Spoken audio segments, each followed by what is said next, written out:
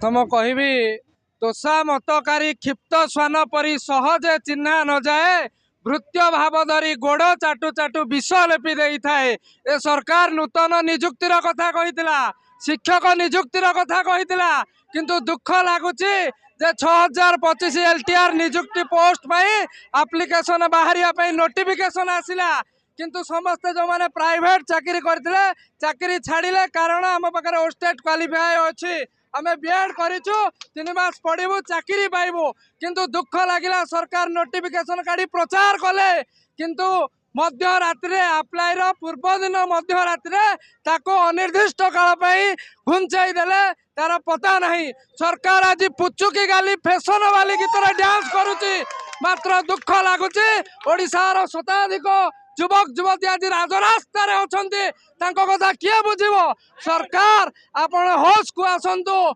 मुझे जो नोटिफिकेशन आसीला मध्य रात्रि डिलीट है एक कौन केंद्र उच्च शिक्षा मंत्री जानी ना ओडिशार गण शिक्षा मंत्री जानी ना आमर प्रिय मुख्यमंत्री जे बर्तमान नूतन भाव से विषय कौन जानी ना आज राजरास्तार महिला आज बसीचे उपमुख्यमंत्री कौन कहते आम आलोचनार द्वार खोला रखीचु आसतु राजरास्ता को आम सहित आलोचना करूँ आमर LTR निजुक्ति दरकार आमर जे पर्यंत यदि निजुक्ति न हो तेबे ये अनशन जारी रसंता काली जदि आम कथा सरकार न शुणे ताल जो शताधिक आत्माहुति देवे तापाई सरकार दायी आज्ञा आम कथा यदि न बुझे ताहले आम आत्माहुति दबा तो पर कथा आपण मैंने जानते death is coming on sudden it is better to die for a good reason मृत्यु आसी जाओ किंतु लड़ाई जारी अरे लड़ाई लड़ाई लड़ाई हम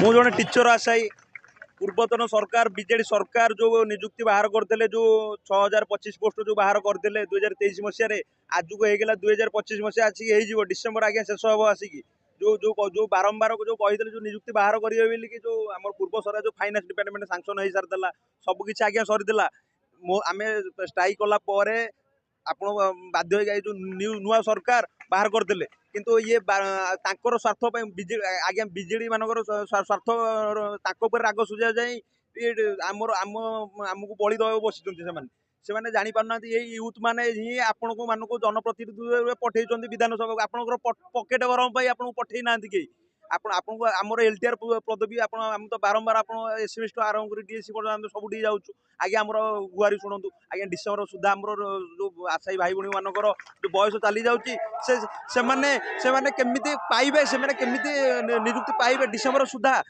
से कथा आज्ञा से कथा तो शुणुना कितु सी चाहते आज्ञा डिसेम्बर सुधा आसो पर दिन आसो आज्ञा को निर्दिष्ट डेट भी दौना ASO PSO ये मानू भेटे आमको छाड़ी दिखाते आम कौन काचर कंडे आम आम जन यूथ आम आम सिटी टू आरंभ कर बीडी पर्यटन आप जो अवसर प्राप्त मानक शिक्षा निजुक्ति कर दौरान जो जो सिटी बीडी जो मैंने कर कहीं आप सिटी बीडी कहीं कर बंद कर दिंतु आप चाहूना ओडिशा आगू जाऊ बोले आप चाहूना आप ओडिशा आगू जाऊ बोले चाहिए ये शिक्षार कहीं वन नेशन वन एजुकेशन आपणकर पिला यदि सिटी बीडी करते शिक्षक हवा चाहिए आप जड़े मुख्यमंत्री आप जड़े शिक्षक आप कहते जो देश में जिते शिक्षा उन्नत से देश शिक्षा किंतु ये बीजेपी सरकार जो नुआ सरकार आसला जो भारतीय जनता पार्टी सरकार ये भारतीय जनता पार्टी सरकार नुह गोटे भारतीय यात्रा पार्टी सरकार जो भारतीय यात्रा पार्टी सरकार जो रंग बदलू बारंबार जो जो आम नंबर 1 CM जो थे जो नवीन पट्टनायक प्लानिंग जो करुले जो पांडेन बाबू प्लानिंग करुले आप तो प्लानिंग प्लानिंग कौन आप प्लानिंग को प्लानिंग तो डेभलपमेंट करें आपंकर शिक्षा कौन आप जानी पारना आप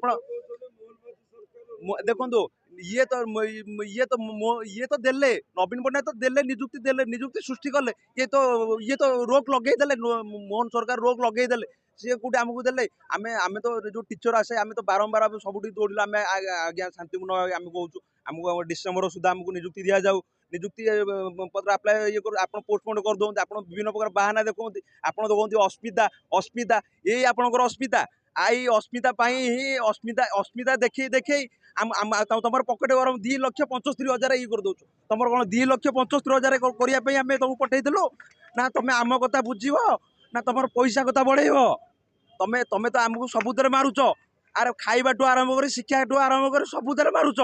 ଆପଣ କେତେବେଳେ ଉନ୍ନତି ଚାହୁଁଛ? ଆପଣ ତ ଉନ୍ନତି ଚାହୁଁନାହାନ୍ତି, ଆପଣ ଅବନତି ଚାହୁଁଛନ୍ତି ମୋତେ ଲାଗୁଛି। ଆପଣ ତ ଅବନତି ଚାହୁଁଛନ୍ତି। ଆପଣ ତ ଯୋଉ ସରକାର ଅଛନ୍ତି ଆପଣ ତ ଅନଭିଜ୍ଞ। ଆପଣ ଏଇ ଯୋଉ ମାଙ୍କଡ଼ ହାତରେ ଶାଳଗ୍ରାମ ଧରେଇ ଦେଲା ଆଜ୍ଞା କେହି ରାଜା ହେଇଯାଆନ୍ତିନି, ବୁଝିପାରୁଛନ୍ତି ନା? ଯଦି ଆପଣ ତ ମନ୍ତ୍ରୀ କହୁଛନ୍ତି ଆପଣଙ୍କର ଯଦି ସେମିତି ଥାନ୍ତା କି ଆଜି ଆଳୁ ରେଟ୍ ବଢି ନଥାନ୍ତା କି ସୁଭଦ୍ରା ଆପଣ ତ ସୁଭଦ୍ରା ପଛରେ ପଇଲେ କେତେବେଳେ ଆମର ଏଲଟିଆର ନିଯୁକ୍ତି କେତେବେଳେ ବାହାର କରିବେ ଆପଣ ଏଲଟିଆର ନିଯୁକ୍ତି ତୁରନ୍ତ ବାହାର କରାଯାଉ। ଆମେ ସରକାରକୁ ନିବେଦନ କରୁଛୁ, ଆମେ ଶାନ୍ତିପୂର୍ଣ୍ଣ ଭାବରେ ନିବେଦନ କରୁଛୁ, ଏ ସରକାର ଆମେ ତମକୁ ଗୁହାରି କରୁଛୁ ଜଲ୍ଦି ଏଲଟିଆର ନିଯୁକ୍ତି ବାହାର କରାଯାଉ। ନହେଲେ ଆଗାମୀ ଦିନରେ ପଞ୍ଚାୟତ ଇଲେକ୍ସନରେ ଦେଖେଇ ଦେବେ ୟୁଥ୍ ପାୱାର କ'ଣ, ବୁଝିପାରୁଛନ୍ତି ନା? ସବୁଠୁ ବଡ଼ କଥା ହେଉଛି ଆମେ ଏଠି ସମସ୍ତେ ଏକାଠି ହେଇଛୁ ଏଇଥିପାଇଁ କାରଣ ଏଲଟିଆର ନିଯୁକ୍ତି ପାଇଁ ଯେଉଁ ଭ୍ୟାକାନ୍ସି ବାହାରିଥିଲା ତାକୁ ଗଭର୍ଣ୍ଣମେଣ୍ଟ ପୁଣି ଥରେ ଏଇଟା ହେଉଛି 2023 ମସିହାର ଭ୍ୟାକାନ୍ସି, ପ୍ରିଭିୟସ୍ ଗଭର୍ଣ୍ଣମେଣ୍ଟର ସାଂକ୍ସନ୍ ଭ୍ୟାକାନ୍ସି, ଯାହାକୁ ଆଜି ପର୍ଯ୍ୟନ୍ତ ଡିଲେ କରାଯାଇ ଆସୁଛି। ଆଉ ଥରେ ବାହାର କରି ପୁଣି ରିଜଲ୍ୟୁସନକୁ କ୍ୟାନସଲ୍ କରି ଅନିର୍ଦ୍ଦିଷ୍ଟ କାଳ ପାଇଁ ନିଯୁକ୍ତିକି ବନ୍ଦ କରିଦିଆଯାଇଛି। ନିଯୁକ୍ତିକି ଅନିର୍ଦ୍ଦିଷ୍ଟ କାଳ ପାଇଁ ବନ୍ଦ କରିଦିଆଯାଏ। ତା ଅର୍ଥ କ'ଣ? ଆପଣ 6 ମାସ ହେଲାଣି ଗଭର୍ଣ୍ଣମେଣ୍ଟକୁ ଆସିଲେଣି, ଶିକ୍ଷା ବିଭାଗରେ ଗୋଟିଏ ନୂଆ ନିଯୁକ୍ତି ଆଣିନାହାନ୍ତି। ଆସିଲା ବେଳେ ଆପଣ କହିଲେ ଲକ୍ଷେ ଭ୍ୟାକାନ୍ସି ଅଛି ଆମେ ନିଯୁକ୍ତି ଆଣିବୁ, 90,000 ଭ୍ୟାକାନ୍ସି ଅଛି ନିଯୁକ୍ତି ଆଣିବୁ, ସଂସ୍କାର କରିବୁ। ଆପଣ ପ୍ରିଭିୟସ୍ ଗଭର୍ଣ୍ଣମେଣ୍ଟର ଯେଉଁ ଭ୍ୟାକାନ୍ସି ଅଛି ତାକୁ ଫୁଲଫିଲ୍ କରୁନାହାନ୍ତି। ଯେଉଁ ଏକ୍ଜାମ୍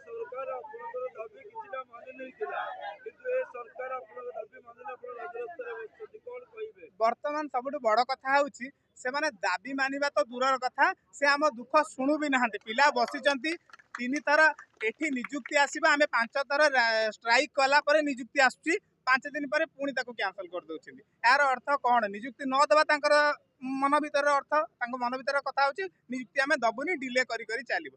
ଆଉ ସବୁଠୁ ବଡ଼ କଥା ହେଉଛି ଏବେ ଆପଣ ଦେଖନ୍ତୁ ପ୍ରିଭିୟସ୍ ଗଭର୍ଣ୍ଣମେଣ୍ଟର ଯେଉଁ ନିଯୁକ୍ତି ଗୁଡ଼ା ଆସିବି ଥିଲା ସେଗୁଡ଼ାକ ବି ପୋଷ୍ଟିଂ ହେଇପାରୁନି।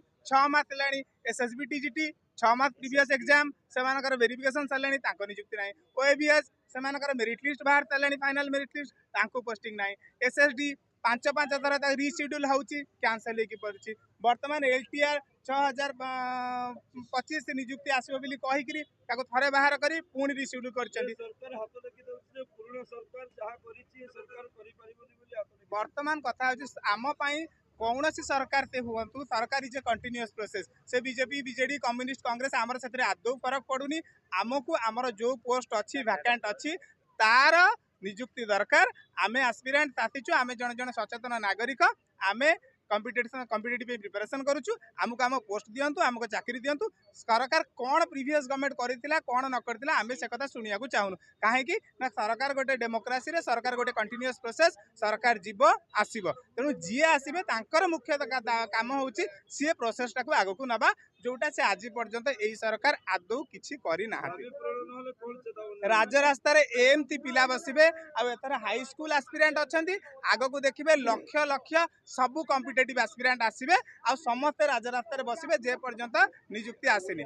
ଆଉ ସରକାର ଆଉ ଗୋଟେ କଥା ମନେ ରଖିବା ଦରକାର, ତାଙ୍କୁ ଯେଉଁ ୟୁଥ୍ ମାନେ ଭୋଟ ଦେଇକି ଜିତେଇଛନ୍ତି ସେଇ ୟୁଥ୍ ମାନେ ବି ରାସ୍ତା ଦେଖେଇ ଦେବେ ବାହାରକୁ, ସେଇ କଥା ସେ ମନେ ରଖନ୍ତୁ।